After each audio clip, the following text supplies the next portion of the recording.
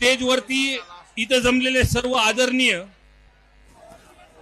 आपल्या सर्वांचे लाडके आदरणीय मनोज दादा,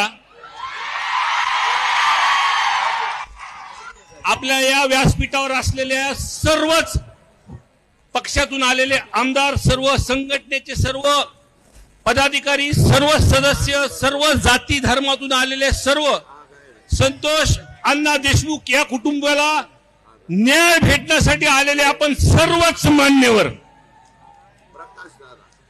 मी या व्यासपीठावरती फक्त अण्णा 2 मिनिटं बोलणार आहे मी, पण घटनाक्रम कसा झाला हे तर मी सांगणार आहे. त्या विंड मिलच्या प्रकारामध्ये बघा बरं का माणुसकी कशी असती बघा. तो जो वॉचमन होता तो बौद्ध समाजाचा होता. संतोष अण्णा देशमुख हा मराठा समाजाचा होता.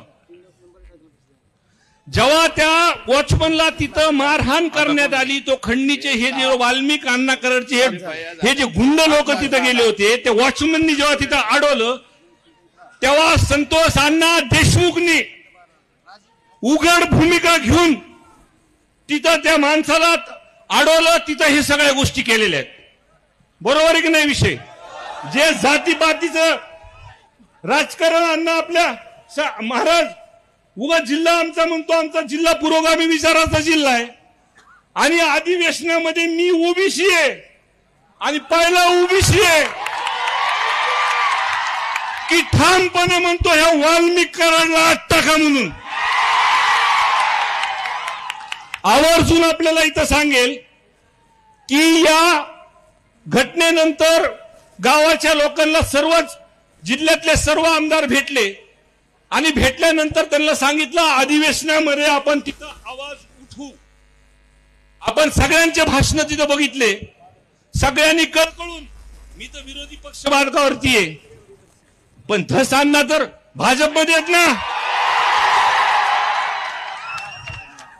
आमचे प्रकाश दादा तर अजितदादाकडे आहेत ना, आमचे आवड साहेब तर आमचे पण छाती ठोकून म्हणले ह्याला टाका म्हणलेत ते. आणि सगळ्यात महत्वाचं की सीएम साहेबाच्या जवळचे अभिमन्यू पवार, मी जेव्हा त्यांना ही घटना सांगितली तर सभागृहामध्ये त्यांनी आमची साथ दिलेली आहे. त्या माणसासाठी एक टाळ्या, सगळ्यांसाठी टाळ्या वाजवा. हा काही कोणत्या जातीचा पातीचा हा विषय नाही. सरकारमध्ये आम्ही सर्वांनी मागणी केल्यानंतर त्या सभागृहामध्ये आम्ही सुरुवातीला म्हणलं होतं की राजकारण आणायचं नाही, म्हणून या सर्व लोकांनी आपल्याला साथ दिलेली आहे तिथं. आणि सर्वांनी बोलल्यानंतर मुख्यमंत्री साहेबांनी, अजितदादांनी, शिंदे साहेबांनी तिथं सभागृहासमोर सांगितलं की दोषी कुणी जरी असेल तर त्याला सोडणार नाहीत. आमचं एक आमदार म्हणून, लोकप्रतिनिधी म्हणून बारीक लक्ष आणा. तुम्ही ज्या सभागृहामध्ये ज्या पद्धतीने तुम्ही तिथं बोललात, अजून 5 मिनिटं जर अण्णा जर तिथं बोलले असते तर सभागृह ढस रडलं असतं तिथं. हे सगळं महाराष्ट्राने बघितलंय. त्याच्यामुळं काळजी करू नका.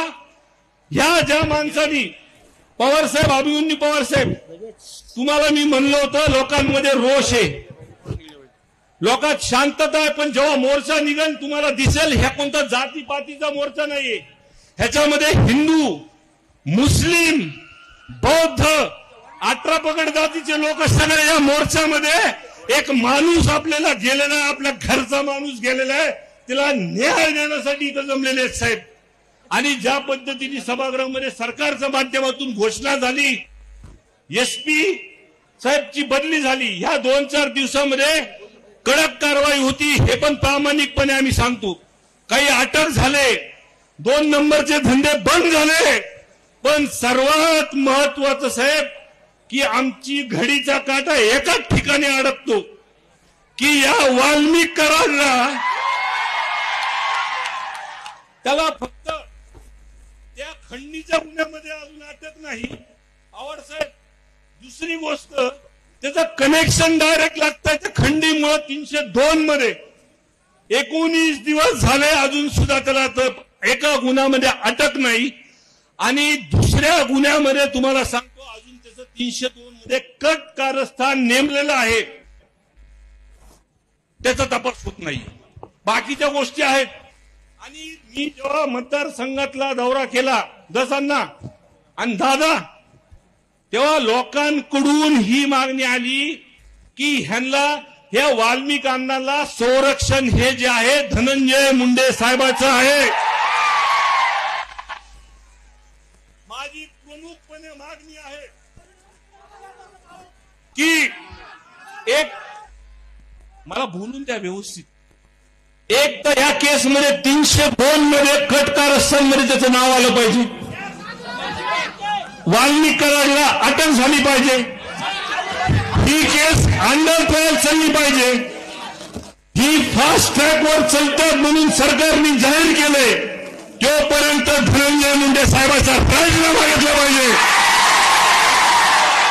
हीच आमची कळकळीची विनंती आहे. साहेब, आमचं काही राजकारण नाही.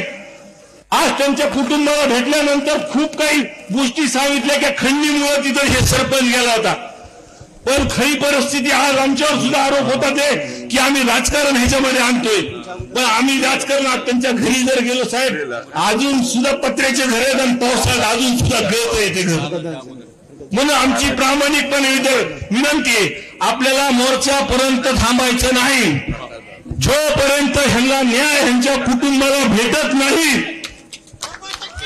कायम स्वरूपी दसांना प्रकाश दादा, तुम्ही सत्तेमध्ये तुम्ही सगळेजण हे वाढून देऊ नका. हा प्रकार आमची कळकळीची विनंती आहे.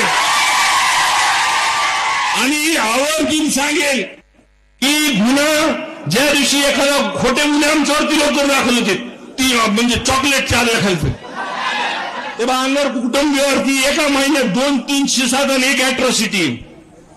आणि त्या दिवशी सुद्धा तुम्हाला सांगतो 12 तास उशीर लागला, पण आमचे वाघ मनोज दादा तिथं रस्त्यावर बसल्यानंतर त्यांना गुन्हा दाखल तिथं करावा लागला. आणि अशाच आम्ही जरी सगळ्या वेगळ्या विचाराचे भूमिकेच्या सगळ्या वेगळ्या पक्षात जरी असलो, पण ह्यांना न्याय देण्यासाठी आम्ही एकत्र येऊ एवढंच या ठिकाणी सांगतो आणि माझे 2 शब्द संपवतो.